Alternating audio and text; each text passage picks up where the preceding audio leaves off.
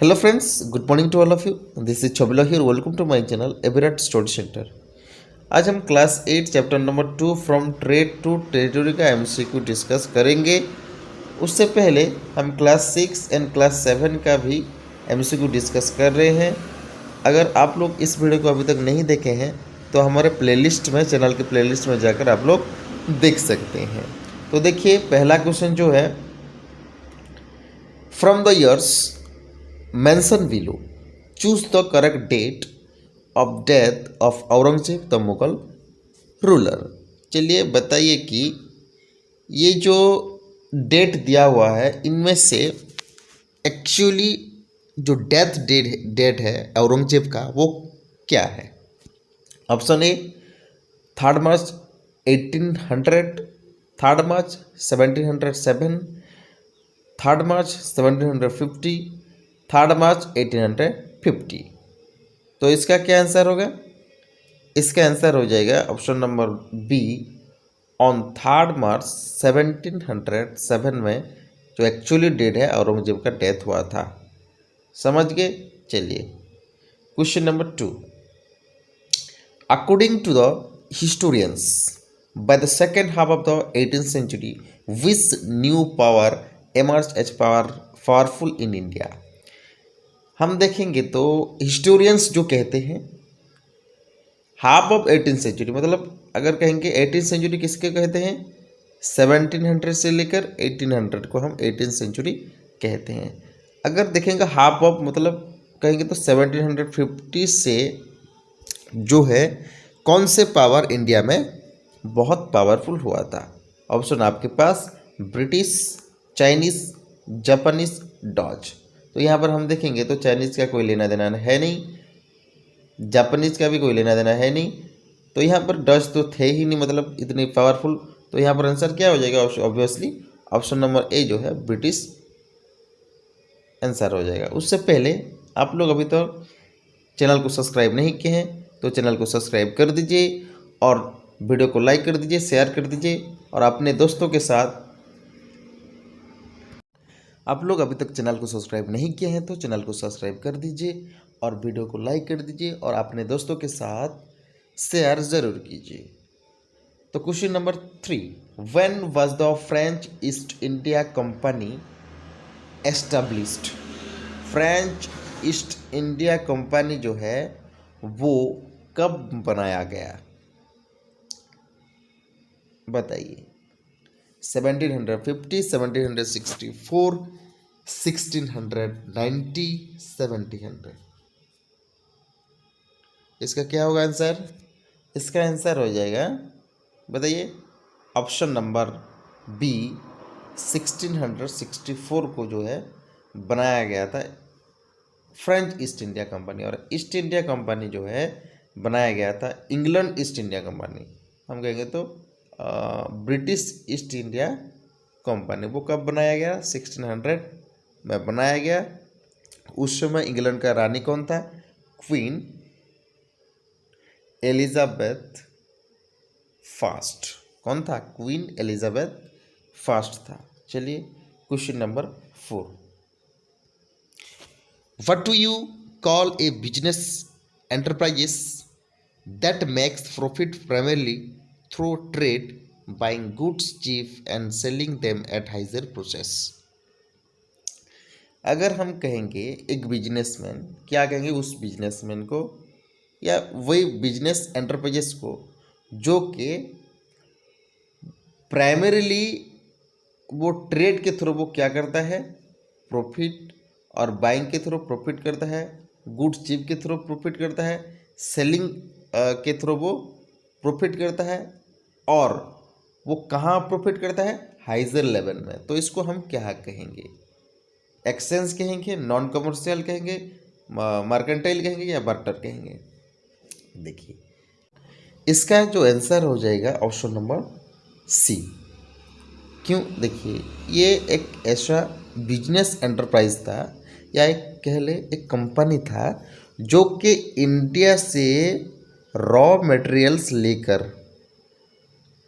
अपने फैक्ट्री में मैन्युफैक्चर करता था और वो जो प्रोडक्ट हो गया बन गया उसको इंडिया में हाइजर रेट में हाइजर प्रोसेस में वो बेचता था। इसको कहा जाता था मार्केंटाइल। ये आप लोगों को याद रखना है, बहुत बार इसको घुमा फिरा के क्वेश्चंस पूछा जा चुका है।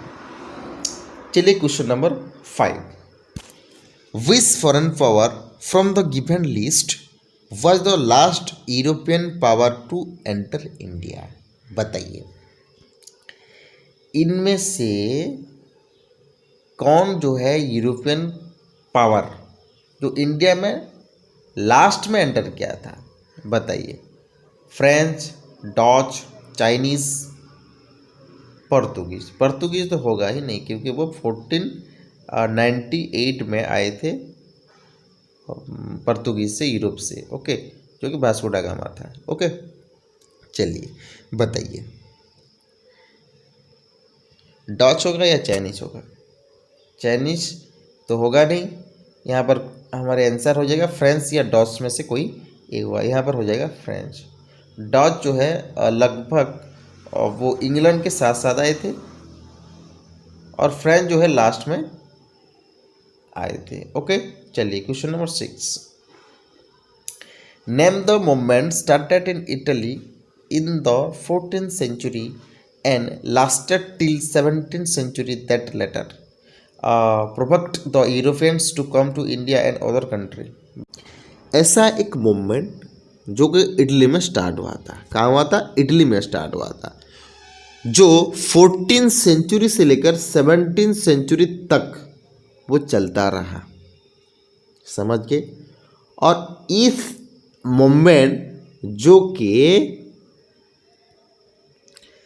इंडिया के साथ साथ उधर कंट्री को भी इन्फ्लुएंस किया था, जो कि इस ऑप्शन में से किस मूवमेंट की यहाँ पर बात हो रही है? बताइए ज़रा। तो यहाँ पर देखिए रिनेसांस, नेशनलिज्म, सोशलिज्म, अर्बनाइजेशन। अगर मूवमेंट की बात करें तो यहाँ पर कोई ऐसा नेशनलिज्म, सोशलिज्म, ऐसा कोई अर्बनाइजेशन, ऐसा मूवमेंट कुछ मतलब यहाँ पर दिखने को टोटल कंट्री में अगर कहेंगे तो इन्फ्लुएंस ऐसा कुछ नहीं हुआ था। अगर कहेंगे nationalism in Europe, nationalism in Indo China, ये अलग बात है। अगर कहेंगे 16th सेंचुरी से लेकर 17th सेंचुरी तक, तो वो है हमारे ऑप्शन हो जाएगा ऑप्शन ए। यहाँ पर राइट आंसर हो जाएगा ऑप्शन नंबर ए, रिनासा। समझ के चलिए क्वेश्चन नंबर 7।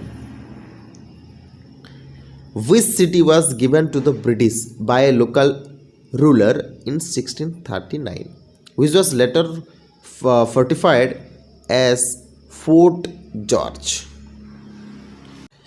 इनमें से कौन से सिटी को ब्रिटिश को दिया गया था?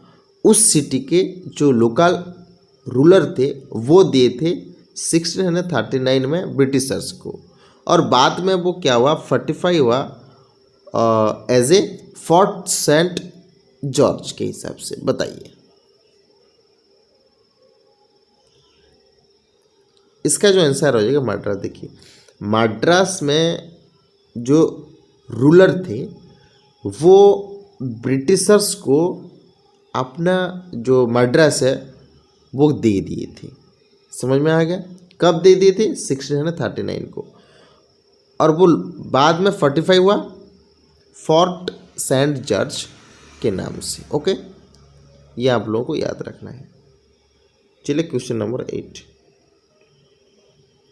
विच place become a strong British stronghold replacing Surat as a centre of East India company's activities? देखिए तो ये जो थे पहले जो सूरत में ये लोग फैक्ट्री किए थे, और उस जैसे सूरत में वो लोग इनकम करते थे, ठीक वैसे ही बाद में कौन से प्लेस जो है ईस्ट इंडिया कंपनी का बेसिकली कहेंगे तो इनकम ज़्यादा हुआ कौन से प्लेस में, या कहेंगे तो ईस्ट इंडिया कंपनी वहाँ बहुत सारे काम किया उस स्ट्रीट में या कोई एक प्लेस में, जैसे सूरत में क्या था। चलिए पौंडीचेरी, बॉम्बे, मद्रास कोलकाता। बताइए इसका आंसर क्या होगा। देखिए ये तो बेसिकली कोलकाता जो हम कहेंगे तो बांग्लादेश वहीं पे भी किए थे, लेकिन यहाँ पर इन्फ्लुएंस ज़्यादा हुआ था बॉम्बे में। बॉम्बे में ये ज़्यादातर काम करते थे पहले, मतलब उसके बाद जब कलकत्ता के बाद बंगाल के बाद ओके और सूरत के बाद वो ज़्यादा हुआ इन्फ्लुएंस, तो वो बॉम्बे में ज़्यादातर वो काम के हिसाब से इन्फ्लुएंस किए थे वो लोग। ओके चलिए question number 9। A farman is best described as an order from a king. Aurangzeb issue a farman to Robert Clive granting the East India company. देखिए अगर हम कहेंगे एक फरमान जारी हुआ था औरंगजेब के द्वारा, किसको? रॉबर्ट क्लाइव को। वो क्या था? जो ईस्ट इंडिया कंपनी को। The right to set up factories on the bank of rivers, the right to fortify settlement, the right to trade duty free, the right to fight battles with the other European power. देखिए ये तो यहाँ पर कोई battle fatal करने के लिए कोई यहाँ पर दिया नहीं था, ये तो कट गया। Right to trade duty free, तो यहाँ पर बताइए कौन सा आंसर होगा। चलिए इसका जो आंसर हो जाएगा ऑप्शन नंबर सी।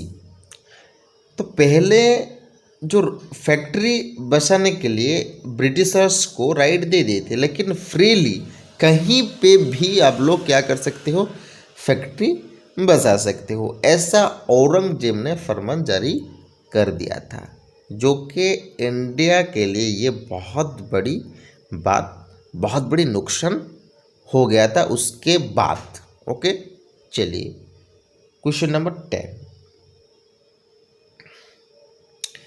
तो Europeans found a big market in Europe for cotton and silk.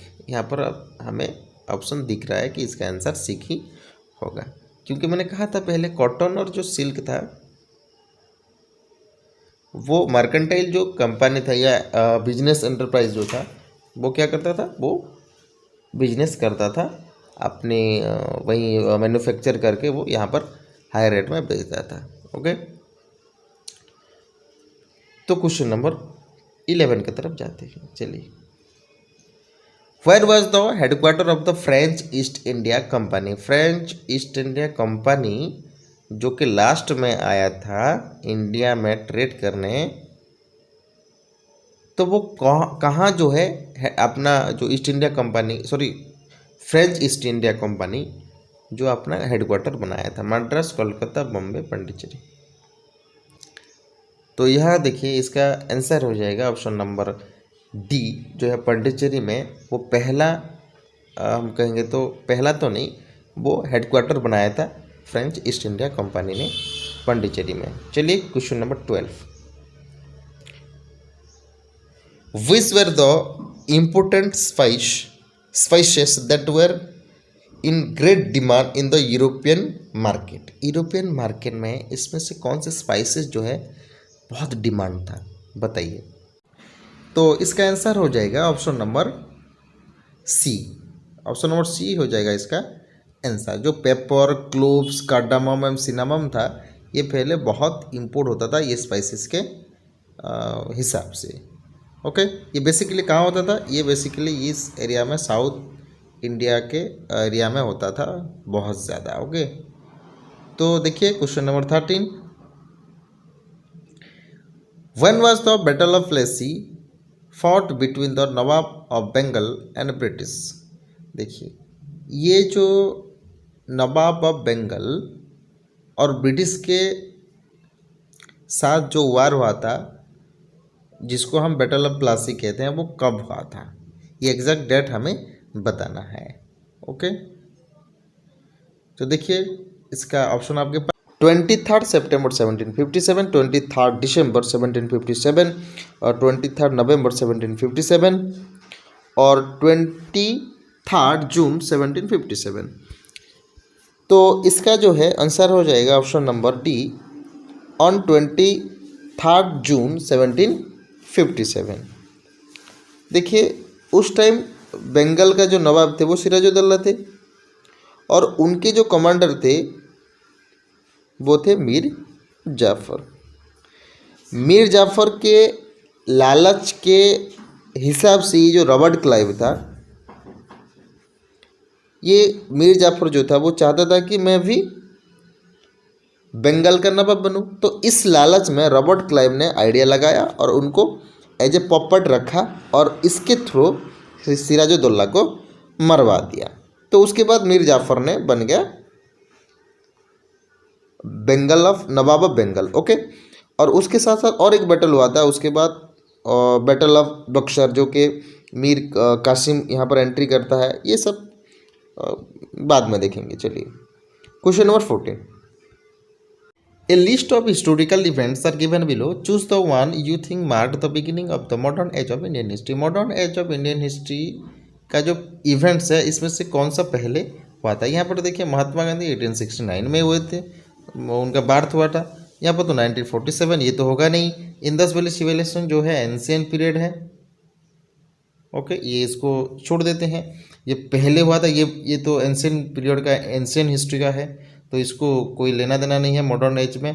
तो यहाँ पर लास्ट हमारे यहाँ पर रह गया ऑप्शन डी, जो है death of the Mughal ruler Aurangzeb, जो कि 1707 में हुआ था। तो ये ऑप्शन हमारा राइट हो जाएगा, ऑप्शन नंबर डी, जो यहाँ ये राइट आंसर हमारे हो जाएगा। पहले हुआ था मॉडर्न एज का। और मॉडर्न एज जो है हम देखते हैं कि ये जो बेसिकली मुगल रूलर से, हम जो मुगल रूलर के बाद इसको हम बोलते हैं कि ये मॉडर्न एज है। ओके, तो चलिए क्वेश्चन नंबर 15।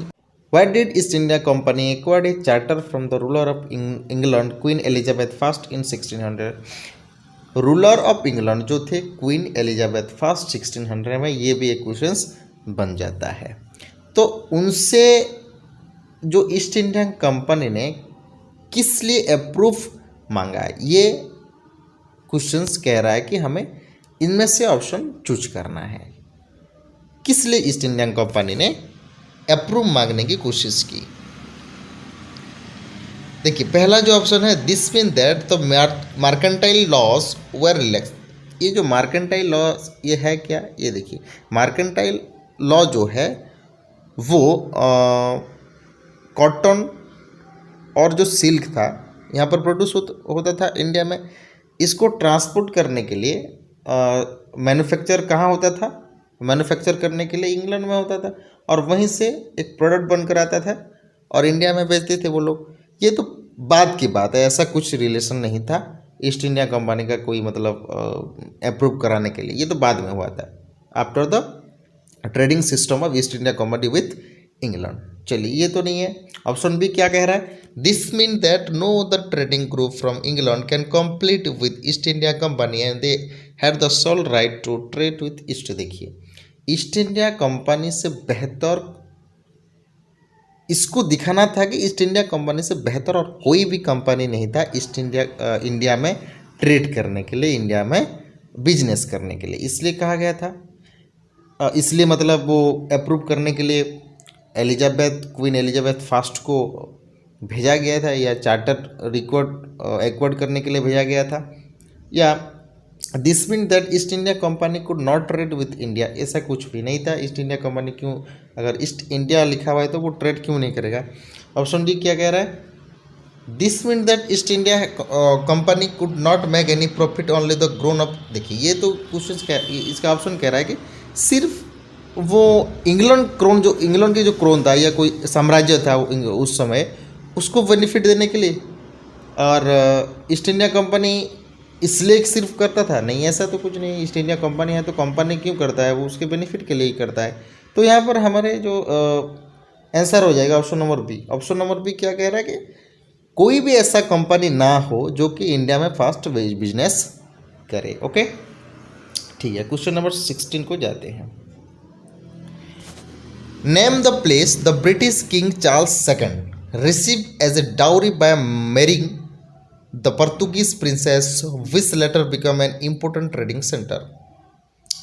देखिए जो ब्रिटिश किंग थे चार्ल्स सेकेंड, वो एज ए डाउरी सिस्टम यहाँ पर, सॉरी डाउरी मतलब क्या होता है यहाँ पर, जैसे कि क्या बोलते हैं, उस दहेज के तरफ से, समझ रहे हैं ना, दहेज के तरफ से पोर्तुगीज़ के जो प्रिंसेस थे उसको मैरिड किए थे। कहाँ ये बोल रहे हैं, कौन से इलाके में? और वो इलाका ऐसा था कि मोस्ट इम्पोर्टेंट प्लेस बन गया था after the married of King Charles second. वो ट्रेडिंग सेंटर बन गया था। बताइए, island of Bombay, island of कुछ, island of Goa, island of Pondicherry. बताइए, इसका जो आंसर हो जाएगा आइलैंड ऑफ बॉम्बे। ये जो था, देखिए, ये पोर्तुगीज के जो प्रिंसेस थे, ये खुश होकर चार्ल्स सेकंड को अपने दामाद कराने के लिए वो खुशी खुशी दे दिए थे। समझ में आ गया? तो इससे पता चलता है कि मतलब ये जो ब्रिटिशर्स थे वो लगभग धीरे धीरे पहले तो ये पोर्तुगीज आए थे, ये तो हमें पता है 1498 में आए थे। तो धीरे धीरे ये लोग सबको कैप्चर करने लगे, सबको खुश करने के लिए, खुश तो नहीं हम कहेंगे, मतलब वो लोग डोमिनेट करने लगे, नहीं, धीरे धीरे। ठीक है, क्वेश्चन नंबर 17 को जाते हैं। चलिए, 3 presidencies were established by the British with the Governor General for each. Choose the 3 presidencies from the given list option. ये जो हमें 3 प्रेसिडेंसीज चूज करना है, जो कि हर एक प्रेसिडेंसीज में एक गवर्नर जनरल को अपॉइंटमेंट किया गया था, वो कौन कौन से प्रेसिडेंसीज थे, ये मोस्ट इम्पोर्टेंट क्वेश्चंस बन जाता है। चलिए, मद्रास कोलकाता दिल्ली, मद्रास बॉम्बे कोलकाता, मद्रास पौंडीचेरी कोलकाता, मद्रास बॉम्बे एंड दिल्ली। बताइए, तो इसका राइट आंसर हो जाएगा बॉम्बे, मद्रास एंड कोलकाता, मतलब मद्रास, बॉम्बे एंड कोलकाता। यहाँ पर दिल्ली नहीं आया था।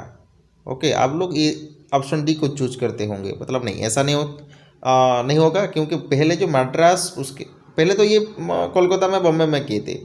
ओके, उसके बाद मद्रास, बॉम्बे, ये धीरे धीरे फैलने लगे। ओके, तो यहाँ पर हमारे आंसर हो जाएगा ऑप्शन नंबर बी। ओके, तो क्वेश्चन नंबर 18 को जाते हैं। In which year did the East India Company acquire charter as the sole trader with the East from the ruler of England Queen Elizabeth? देखिए, ये questions घुमा फिरा के questions पूछा है। ये पहले हम क्वेश्चन नंबर 15 में किए थे, जो कि देखिए यहाँ पर, यस 15 में किए थे। ये एज पूछा है 1600 में, यहाँ पर सॉरी, यहाँ पर क्या पूछा है, क्यों किए थे, लेकिन यहाँ पर एज पूछ लिया है। देखिए, ऐसे क्वेश्चंस घुमा फिरा के पूछ देगा, जो कि आप लोग कन्फ्यूज हो जाओगे। तो यहाँ पर हमारा आंसर क्या हो जाएगा, ऑब्वियसली 1600 हो जाएगा। Okay, question number 19, match the following. तो यहाँ पर कलम ए, कलम बी दिया हुआ है, इसको हमें मैच करना है। टीपू सुल्तान क्या होगा, बताइए। टीपू सुल्तान जो है यहाँ पर हो जाएगा पंजाब, मैसूर। यहाँ पर क्या हो जाएगा, टीपू सुल्तान जो हो जाएगा हमारे, थोड़ा देख लेते हैं और क्या ऑप्शन बचा है, नहीं, तो यहाँ पर मैसूर हो जाएगा हमारे टीपू सुल्तान का, ये हो जाएगा हमारा सी ऑप्शन। डॉल हाउसी जो क्या होगा यहाँ पर, डॉल हाउसी जो हो जाएगा डॉक्ट्रिन ऑफ लेप्स। क्या हो जाएगा, डॉक्ट्रिन ऑफ लेप्स। ये समझ रहे हो ना, लेप्स मतलब क्या होता है, हड़प लेना। ओके, और रानी चन्नामा, रानी चन्नामा क्या, कौन थे ये, तो यहाँ पर हम देखेंगे तो रानी चन्नामा यहाँ पर हो जाएगा कित्तूर। ओके, रानी चन्नामा का हो जाएगा यहाँ पर कित्तूर। और महाराजा रंजीत सिंह जो हो जाएगा पंजाब। ओके, और उसके बाद हो जाता है Tipu Sultan was killed in, जो टीपू जो सुल्तान थे जो वो, उनको किल किया गया था, कब किल किया गया था, यहाँ पर आंसर हो जाएगा हमारे battle of Srirangapatnam. Okay, battle of Srirangapatnam में हुआ था। और उसके बाद सिराजुद्दौला लॉस्ट, ये होता है battle of Plassey. Battle of Plassey Sirajuddaulah जो थे वो लॉस्ट किए थे। ओके, तो ये 19 क्वेश्चन ख़त्म हो गया। तो आशा करता हूँ ये जो सेशन था, वीडियो था, एमसीक्यू था, आप लोगों को बहुत पसंद आया होगा। तो इस तरह और आप लोगों को इस तरह क्वेश्चंस चाहिए, एमसीक्यू चाहिए, डिस्कशन चाहिए, टॉपिक वाइज डिस्कशन चाहिए, तो आप लोगों को चैनल को सब्सक्राइब करना पड़ेगा और अपने दोस्तों के साथ शेयर करना पड़ेगा। अगर आप लोग दोस्तों के साथ शेयर करेंगे तो उसके बाद आप लोग मतलब हमें अच्छा लगेगा, हमें आप मोटिवेटेड करेंगे, फील होगा कि हम नहीं हमारे वीडियो को आप लोग देख रहे हैं, तो ज़्यादा से ज़्यादा हम वीडियो आप लोगों के लिए प्रोवाइड करेंगे। तो रहता हूँ, थैंक यू वेरी मच।